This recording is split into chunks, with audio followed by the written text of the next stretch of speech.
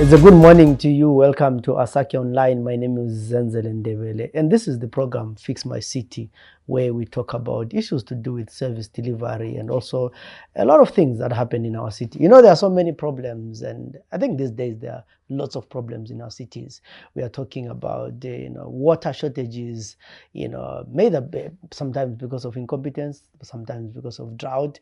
We are talking about the land. Land has become so political in Zimbabwe. Either you have it or you don't.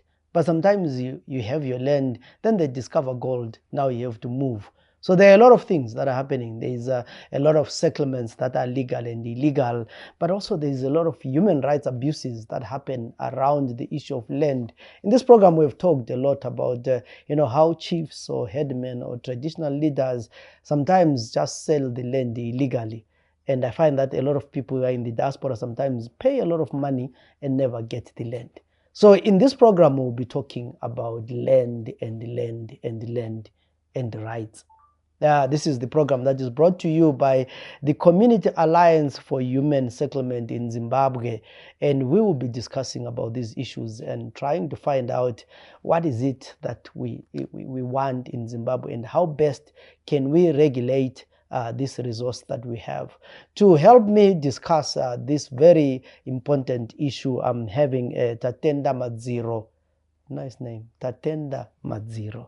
She is the advocacy manager at the Community Alliance for Human Settlement.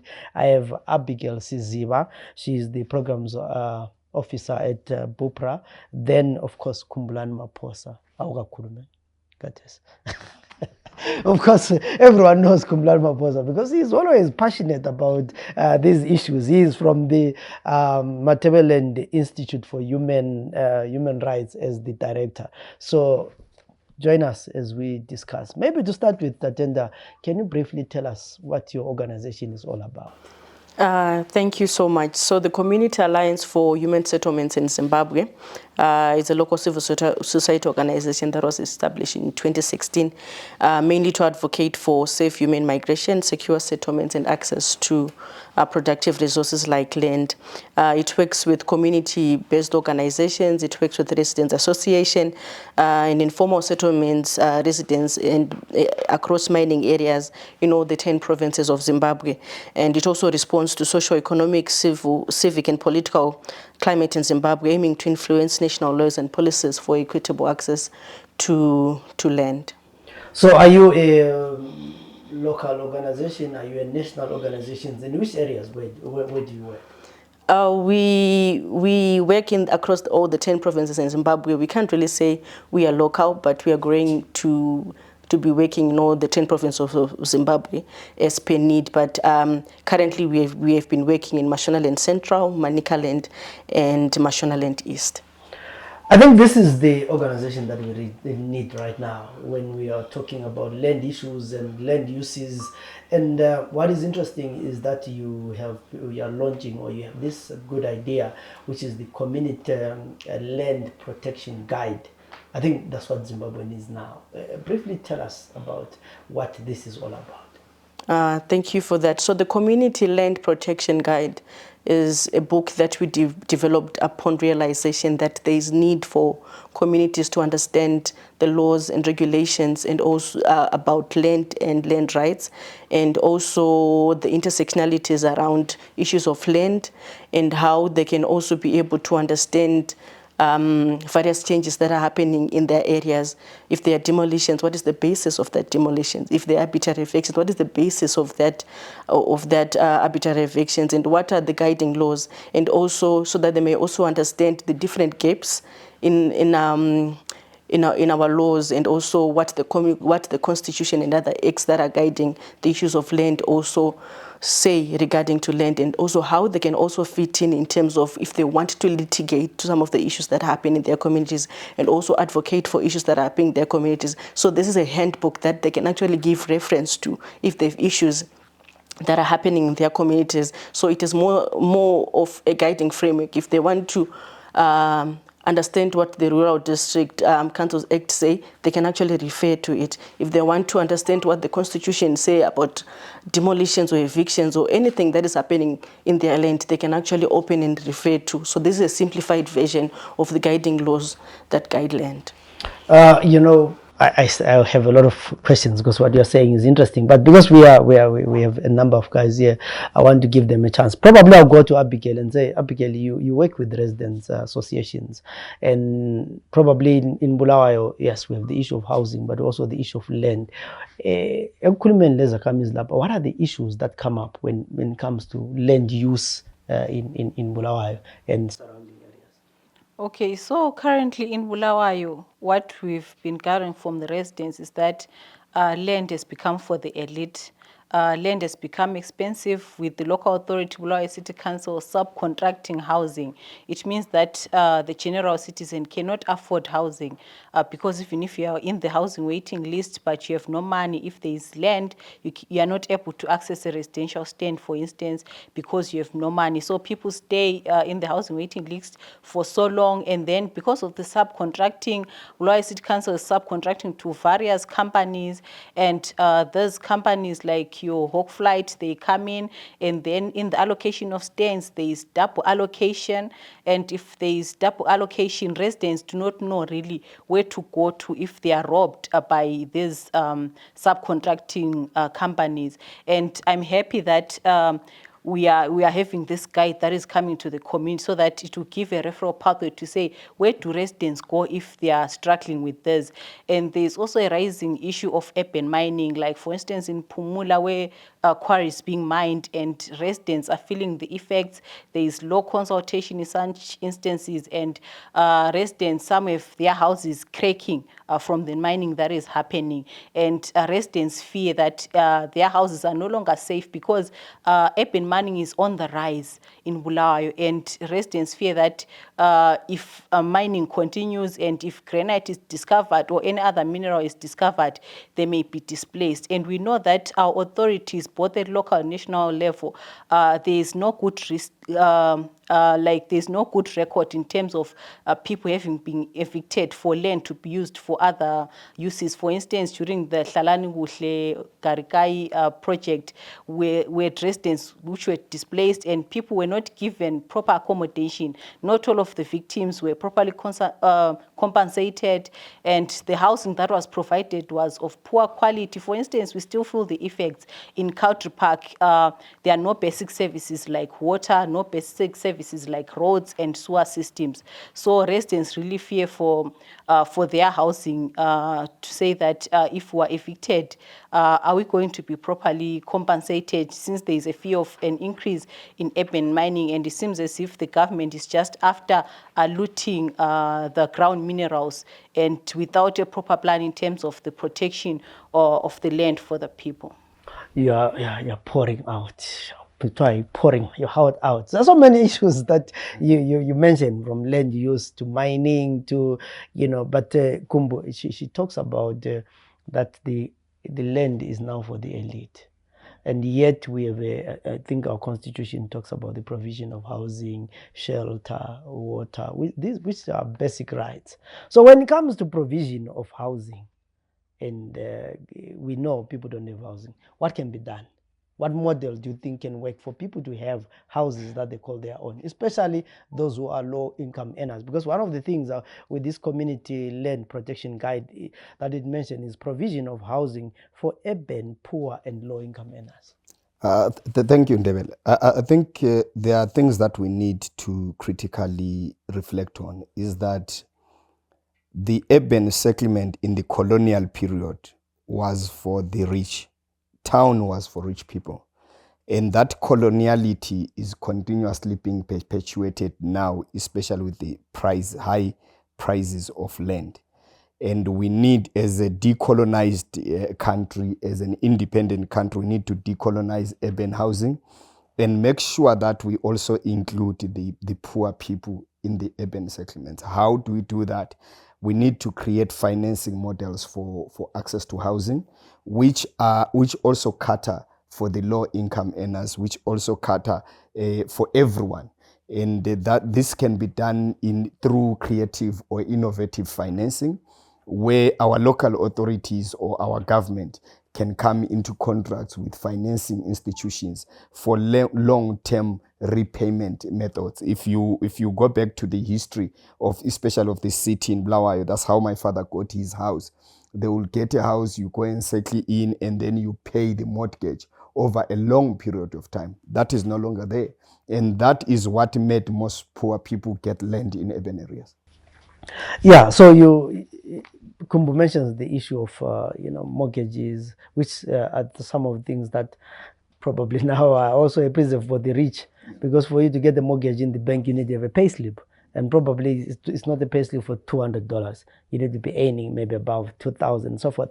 And one of the issues that you raise in the guide is the regularization of informal settlements in urban and peri-urban. And I know this is quite a hot issue, if not controversial. But maybe from your point of view, how do you think this should be done without people saying, but these guys are illegal, so why are you regularizing it? You are actually encouraging it. Yes, it is a very controversial issue that can be addressed in different facets. But the point of view in which we are coming from to say that we have to regularize informal settlements.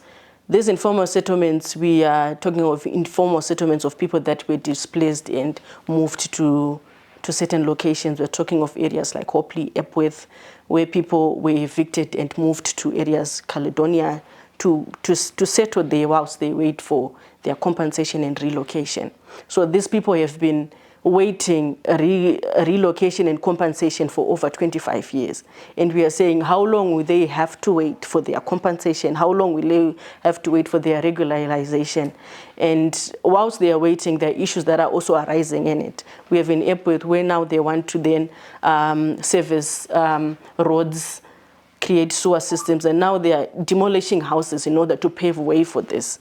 So if these areas are not regularized or formalized, what does that then mean? Are they going to continue to demolish houses that are still pending 25 years? What kind of mechanism does council need in order to create a map to say these are houses, this is where social service will be, such that at least people do not have to spend over 25 years. These are more than 2 generations, if you want to then put it that way. If it was bought by my father, you should be let by now. Then who would then be able to be held accountable for the land and to take ownership of it? So that's where we are coming from to say, if they do not regulate, if they want to formalize it, let them formalize it, at least with a certain period of time, such that people also have to plan for their lives and also build for the next generation, other than for people just to be hanging, waiting formalization, waiting regularization for over a long period of time. And when they want to demolish, and they do not give you ample time to say you have to move to another place because we had not aligned such road to be on whatever road. So that's where the basis that we're coming from. If they are not regular settlements, let them tell them whilst there's still time and they've not built formal houses. So still on the issue of, let's say, even we're talking about Epworth, I might not be having a lot of information, but what I know and I remember very well is that last year during elections, there were title deeds that were handed out. Do those people pay rent? And if they do, to who? Oh, yes. So last year towards election, there was the presidential title deed scheme that gave over 265 title deeds on the day. And they're anticipating to give 18,000 by the end of this year.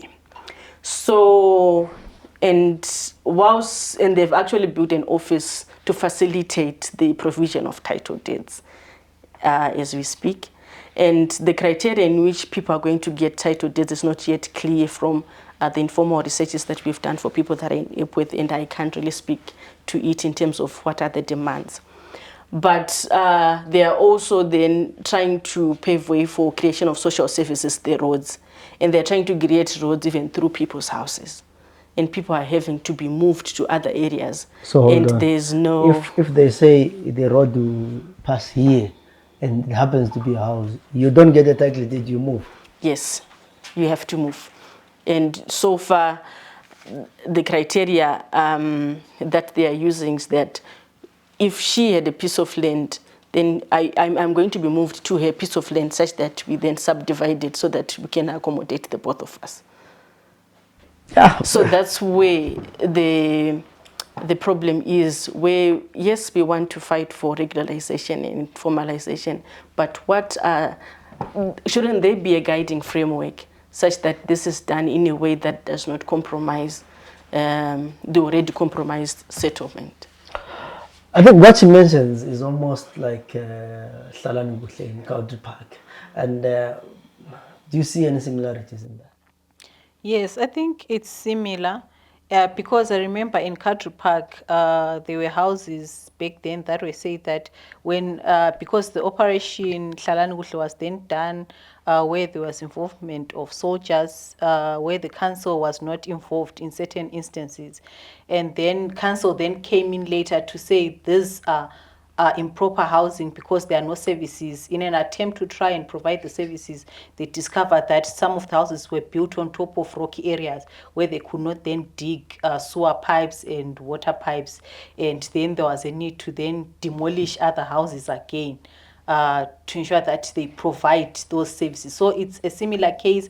And I think she also mentioned that there was a presidential scheme to give title deeds, and in that instance it's like there are parallel structures, whereas we know that housing is almost solely a local authority job, that the local authority should be fully involved, because if the local authority was involved from the first place, they would have known that this area cannot be settled in terms of the rocky areas. And even because town planning, there's also a challenge of town planning that's coming up in the parallel structures, to say there's a government, there's a local authority, there's need to be a unity there to ensure that we avoid recycling and then having to evict in resettlements, because we are creating a problem while trying to solve another one, so it will continually perpetuate. You know, I'm a patriotic Zimbabwean, so I'll not ask some issues, but I find it interesting that local council that ordinarily will give you a title deed, you end up getting it from the president.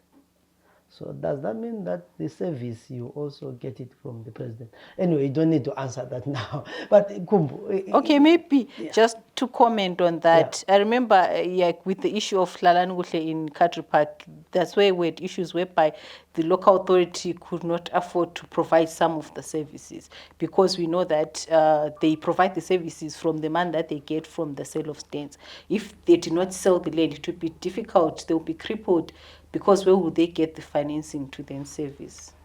Actually, I wanted to ask you the question that Hlalani Kuhle City Council did not benefit from the land, but they are now supposed to offer service. So you have 5 people sharing a house and all those kind of things. So how best, with a human rights point of view, do we regularize that? Because we are saying in our document that we need to regularize these settlements somehow. So how best to approach such issues? I think the first most important thing is that we need to depoliticize critical issues of human need like housing. Hlalani Kuhle was a politicized scheme, and people still abahlalanga kuhle namhla. You know, that's the pan of Hlalani Kuhle. And secondly, I think we need to charge it's like olekala ngabhadala icala lakhe. You know, it's it's a simple method. So if government presided over putting people there, government now needs to pay city council to say, city council, in the process of regularization, you may need 10 million.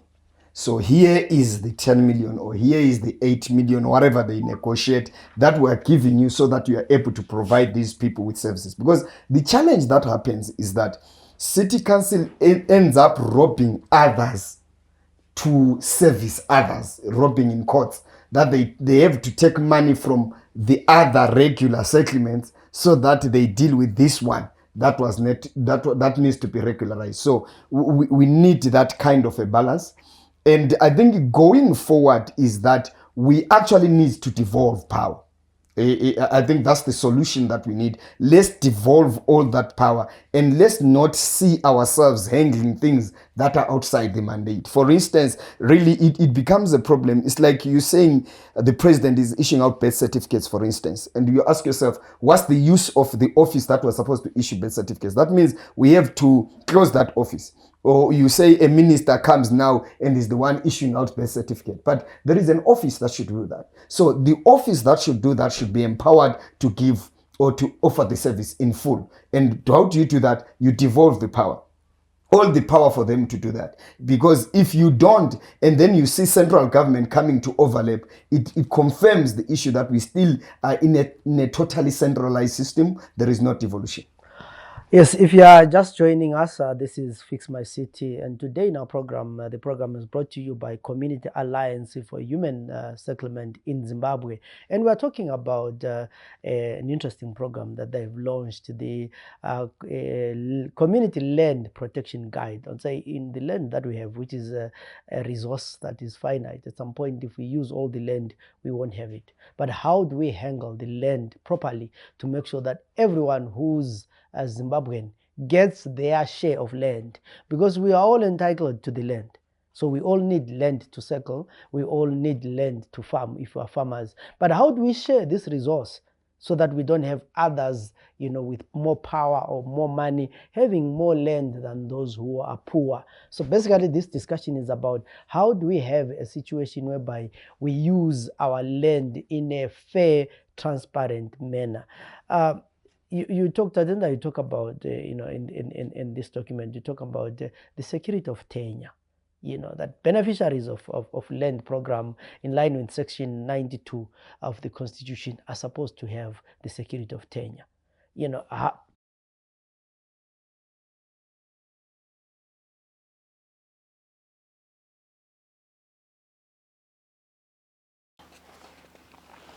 Thank you for that. So what I want to see in terms of security of tenure is when I own the land, let I have the documents that say I own the land.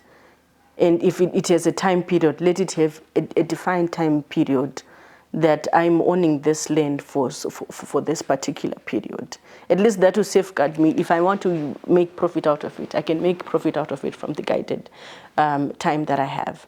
So what we want is, if I am entitled to a piece of land, let I feel secure with the guiding documents. Let no one then come tomorrow and say, please move. And whether they want me to move, where am I moving to? What is my package? And how are they going to compensate? If I build my two-roomed house there, are you going to compensate my two-roomed house as it was? Because that's where I feel secure in terms of, this is my home, whether it's a one room or it's a whatever that is there. Please secure where I am because I have invested in it. Yeah, I see you nodding. Do you want to add on that? Yeah, I think it's important really to have a guided and clear security of tenure, because if you look at land to us Africans, land is not for economic purposes. The value of land to us is not only for the economy. There are other intrinsic values of land. Land, that's where our culture is. Land, that's where our identity is. So if you just move me from the land, how do you deal with issues of identity? How do you deal with issues of anthropological value that I attach to that land? If you demolish my house, you have demolished my house. But how do you deal with the issues of my cultural and religious rituals that I do on this land? How deal with issues of my umbilical cord that is in this land? Do you move me with it also? Do you allow me to also move with that? Some people need to go and do a night vigil to tell their spirits or their ancestors or their god that we are moving from here where you are protecting us. But you just demolished and you are saying I should move. What time do I get to do that? And then later I see bad luck befalling me and you are not there. So I think the security of tenure then becomes critical there to also protect these other issues that are not economic, because it's easy for you to say you are giving me 3,000 or 5,000 or 20,000, but what do you give me for these other cultural, sentimental issues that I attach this land to?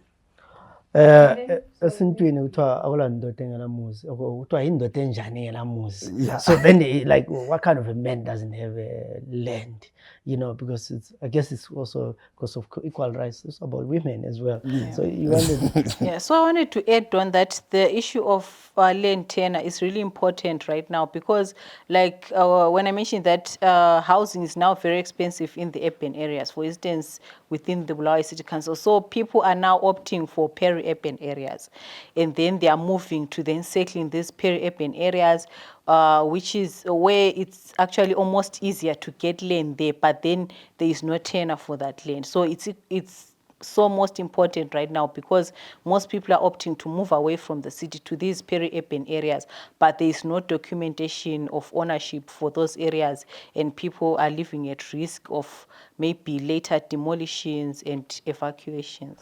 the amount of money that people have lost trying to get land in the peri-urban areas is so astonishing. Nyamandlovu, Ntabazinduna, all these areas, people are paying like 8,000 US dollars for a homestead. Then the headman sells you, then the next you hear he sold to 5 other people. And I know people have lost, 10,000, 20,000. Sometimes some have been cheated twice or thrice trying to get the land. So I wanted to ask you that, after this program, you get a lot of phone calls, people asking you whether you offer assistance in tenure of land, because people are looking for land and they've been cheated. So besides telling us about the community land guide, what do you do if someone comes and says, I have a problem of land? What services do you offer? Thank you for that, but I just also allude to what you're saying, that yes, the issues of land tenure and the sub-book deals have caused a lot of commotions. And recently I saw a Herald article that said that mentioned that sub-book deals have been cancelled. So we don't know then how much implementation in terms of that being actually cancelled has been done. But also just then to respond to your question is, we as an organization, yes, we assist in people trying then to respond to issues of land tenure. What we are offering at the moment is litigation, where we try to help them with our own referral pathway, because at the end of the day, the issues of land cannot be resolved like cancelling. We have to follow the procedure in terms of laws and follow up on how best they can be assisted and even end up in the courts. So that's the process that we have been using, and we engage, get the full data of the story, engage the lawyers that we've been working with, such that we get a clear way forward in terms of how best we can assist these people. So did I hear you properly? You said you litigate on behalf of someone. Okay, on that note, may we please have your phone number? So our phone number is... already cases that I want to get. Our phone number is 0773 685 747. 0773 685 747. So I think if you are listening and you have a land issue, at least there is a point to start, that you can consult them and they can probably advise on I forget you lost, or okay, let's try and get, the biggest problem is the sub-book deals that you're talking about. Because I know a WhatsApp group of 25 people that paid 8,000 each and they all lost the money. I'm sure if they're listening, there's a place to start. There are so many people who have lost land. Just 2 weeks ago, I was talking to someone who paid 25,000 for a land that doesn't exist. So if you have any issues and maybe you need guidance, you can phone them or the Community Alliance for Human Settlement on 0773 685 747. Probably they will help you there. We have talked a lot of issues, and the guide, what I found interesting with the guide, they said there's something that you mentioned: equitable access to natural resources by community. It sounds fair, but is it possible? It's possible. It's very possible. It starts with our political will to make sure that we have that equity. And also it entails models. They are already proven models that can ensure, equity, like the benefit sharing kind of schemes. They are part of the models that are used. But I think what is critical is that, especially in view of the issues of displacement, is that when you displace people where there was a natural resource and you put them somewhere, how do they benefit from that natural resource? For instance, let me give you an example. You construct a dam, for instance, Lake Gwaishangani, the natural resource there becomes your water. And then you want to move people 100 kilometers away from that resource. So that means these ones will not benefit. But those that were not moved are the ones that are going to benefit. Or there is a mine that is being set up here. You move the people that are close to the mine to 100 kilometers away. So it means those whose houses were not demolished or were not evicted are going to remain benefiting, and these ones are not going to benefit. Then the issue of equity doesn't fall. It falls off. There is no longer there. So you need to put people close, but also devise a model that ensures that they continue also getting a value there. But beyond that, we always say, if people are leaving issues of cultural value, like their graves, like their sites and everything, let them get share value from their culture. Whatever is extracted there, we want a percentage, because at least that percentage would help us to rebuild in terms of our cultural assets and our cultural value. And at least it's a form of appreciating that you demolish something of us, of value to us, and you are paying us back. Abigail, you in your opening remarks, you alluded to the issue of councils subcontracting, and then probably the subcontracted person or partner not finishing off the job. And I remember that in Bulawayo, there are quite a number of houses, areas, I think Magwegwe, Chabalala, and other areas, where people have paid for stands. And 5 years down the line, council comes and say, no, that contractor we had an issue with, can you please top up? How do you think you can deal with such issues? I think those issues really need public interest litigation, because that's like purely stealing from the people. Because I've paid a full amount, for instance, $5,000 for my stands, and then you tell me to pay another 2.5 thousand US dollars, and that's I'm paying for another stand, almost 50% payment for a stand that I already paid for. And councils need to be held accountable in that instance, because if they'd failed to service the stands by that time, and then now they want people to repay, it's purely stealing from the people, and that should not be accepted. They should be held to account to ensure that they provide that housing to the people without them paying anything, because they would have paid for those services, like double payment for those things. Maybe there comes an issue that Kumbu alluded to say maybe people are being punished for other areas where local authority needs to cover for someone else's mistake. So council should just stop stealing from the people. I think also there is need for a policy that, number one, let's have a thorough contractor capacity assessment system. Some of these contractors, they can't even buy a chicken. You even looking at them, you can tell this one can't even afford a bicycle. And then you are giving them 500 stands or 300 stands. Really, where will they get the money from? So the need for thorough capacity assessment of the contractors. One of the things that sometimes some councils do, they say, bring us your bank statement. That bank statement should not be 2 months, should not be 3 months, should be 1 year or 2 years, so that we see that indeed you have the money that you have been having, you have the capacity. Number two, I think, is the issue to me of pre-sale. Contractors should never receive any money from the people until the land has been serviced. So it should be part of the policy of council to say, if you are a contractor, we are giving you land where there is 100 or 500 stands, you service them first before you start selling. But the contractors say we will do that, but they start selling. But the councils will be knowing that the contractor is selling. They keep quiet about it. And so there is need for that dealing to say you don't sell anything until you have serviced. So the guide talks about the provision of clean water, potable water, sanitation facilities, and infrastructure. And one of the weaknesses of our system, or the challenges, is people are sold the land that is not serviced, and they move in. I think in this conversation we can talk and go back to Hlalani Kuhle, Garikai, and so forth. People set or circled in areas where there were no toilets, where there was no sewer system, and you now want to put a sewer system in an area where already people are using bare toilets at the time when we are drilling boreholes, and no one has done a research to say, these bare toilets, how do they affect our underground water?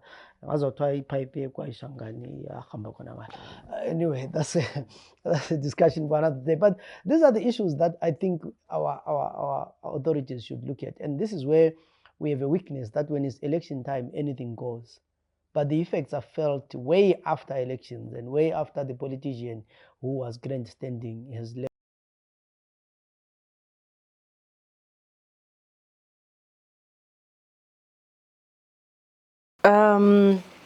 Probably just to also reiterate to what he has been saying in terms of what council must do. I totally agree with what he said. What he's saying, that council should be able to regulate in terms of their policies, such that they come with something that is very solid. Because now they are taking advantage that citizens are very desperate for land. And the desperation for land for citizens has caused them more than what they should be facing. And in terms of now that they are desperate, they are also given snippets, or they're being sweet-talked with some things that are not long-term. For instance, during the elections, we saw multiple drilling of bores to say we are providing you safe and potable water. But these bores needs to be serviced. Was it not going to be ideal if they were going to be using proper water source like what our old Zimbabwe used to do, such that at least people have water like what it was back in the days, other than drilling 5 bores in a 10-kilometer peg? Is that sustainable? And even if you want to go back and look at all those bores that were drilled in 2023, how many of them are still working? So we need sustainable sources of water, and we also need sustainable planning in terms of what is it, the planning that they're doing today, can it sustain us in the next 10 years? And is there any mechanism in terms of who will be servicing these bores? Yes, we have drilled. We are happy that we have water for the next 10 days or 12 or even a day. You never know. But we need sustainable means of provision of these basic services, because this is our lives. This is the lives of the future generation. We can't then keep having generations that depend on a borehole. We can't have generations of people that depend on bare toilets in urban areas. We can't have a generation of people that depend on or probably private developers having private schools. These are very expensive. These are basic social services that our council should provide. Education, water, sanitation, a lot that they have to provide. But if they subcontract and they do not provide this, what does this mean? Where are we going in terms of providing social services for citizens in Zimbabwe? Or they are actually extending our desperation to give us these small things with no basis for taking care of the future generations. Yes, sir. I think also buttressing her point is the issue that local authorities need to stop privatization in the name of subcontracting. They've come up with a nice way to privatize things. They don't say we're privatizing, they just subcontract it. Subcontract it. We know we are promoting local business, but we are simple privatizing. That's the simple concept. You have privatized these services, they're out of reach for many people. I know we can talk the whole day. There are a lot of interesting issues that were rising, which maybe shows why your organization is coming at the right time, because I'm sure you'll be busy, addressing all these issues. But to end, you in the guide, you talk about transparency and accountability in land governance. including arresting corruption in the land sector and bringing the land barons to justice. That is quite a bold statement. And I was talking to a friend the other day and asking myself that, what has ZAC done in terms of these things? But how many people have they convicted? But there was also the Land Audit Commission. Yes. And we were told of the land barons towards elections. And we see people's houses being demolished, but we have never seen the land barons being taken to court and being demolished. So how do you intend to address the issue of corruption, land barons, and bringing the transparency and accountability? These are nice words, eh? They actually give us confidence. And if you talk about these things. But now, as the alliance, how are you going to address these issues? Thank you very much. Indeed, they are very nice words, and then they speak to issues that are actually happening in the communities. The land barons issues is actually a huge elephant in the room that needs to be addressed. When you asked, I tried to remember a case somewhere in Masvingo province where they arrested over 100 land barons, but upon investigation, they found no case. I think I'll have to look up to that. So for me, I feel that we need to engage ZAC broadly in relation to these land baron issues, because there's something vague about land baron issues, because you can't say I've been robbed by land baron and he or she is nowhere to be found. They are there, these people, we live with them in their communities, but it seems as if they are somehow above the law, or I can't really place it or say this is what is happening in terms of land barons. It's just this elephant that is so huge, but we can't touch or even feel the exact location in the room, and it needs to be addressed. And yes, there were issues that were raised by ZAC towards election, where they actually went about in communities educating people about land. Do not buy land from this. Do not. And they were saying that they are conducting investigations, and this is happening across all the 10 provinces of Zimbabwe.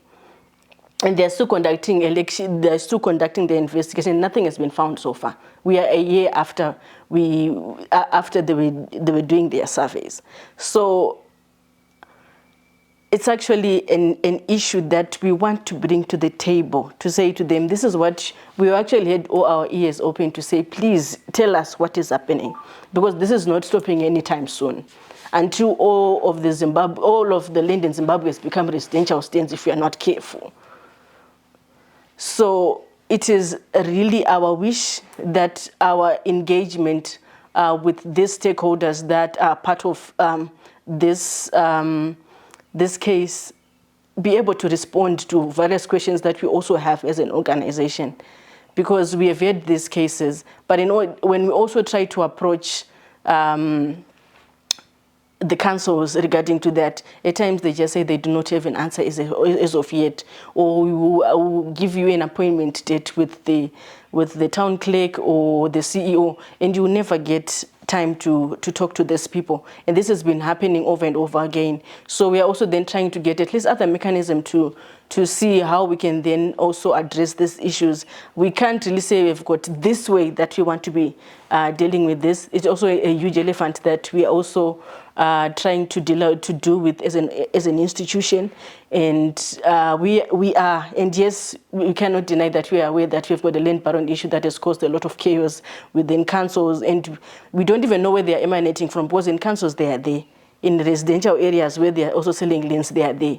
But no one can then pinpoint to say them to the police that this is the land baron. And we've never witnessed anyone that has been sued or convicted for being a land baron. But this has been ongoing for years. And I'm sure even if you want to go to the police, there are a lot of cases that have been opened, but no particular case have been able to stamp and stop what has been happening to land barons. A friend of mine found people clearing in his farm and pegging stands, only to discover that someone somewhere had sold stands in his land, and he didn't know, and it took him 5 years to deal with the case. So these are some of the issues that we really have. But probably to end, for those who want to interact with you on social media, do you have any social media pages besides your phone, like Facebook, Twitter, or you are yet to deal with that? Yes, we have a Facebook page. We also have a Twitter page that is active at Community Alliance for Human Settlement in Zimbabwe and at CAS. Okay, I think the land issue, I mean, it took 17 years or more Zimbabweans fighting for land. So the land issue is it's a big one. Not only that, I mean, the whole liberation struggle, pre-colonial, from 18 what to 1980, we were fighting for land, and we are still fighting for land.